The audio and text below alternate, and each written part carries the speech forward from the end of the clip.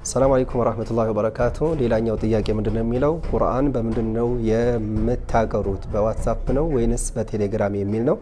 የምናስተምርበት መንገድ ዋናው እኛ የምንፈልገው የምንመርጠው ለተማሪዎችም ዓለም አቀፍ የኦንላይን ማስተማሪያም ስለሆነ የምንመርጠው ዙም የሚባል አፕሊኬሽን ነው። ዙም የሚባል አፕሊኬሽን ነው። ዓለም አቀፍ የኦንላይን ማስተማሪያ ነው። የኦንላይን ኮንፈረንስ ማድረጊያ ልዩ ዌብሳይት ወይም ልዩ አፕሊኬሽን ነው። ዙም ይባላል። አጠቃቀሙ እጅግ በጣም ቀላል ነው። አስተምረን አሳይተን ነው ወደ መዝገባው የምናስገባው ወደ ትምህርት የምንመዘግበው። ስለዚህ እሱ አንደኛው ነው።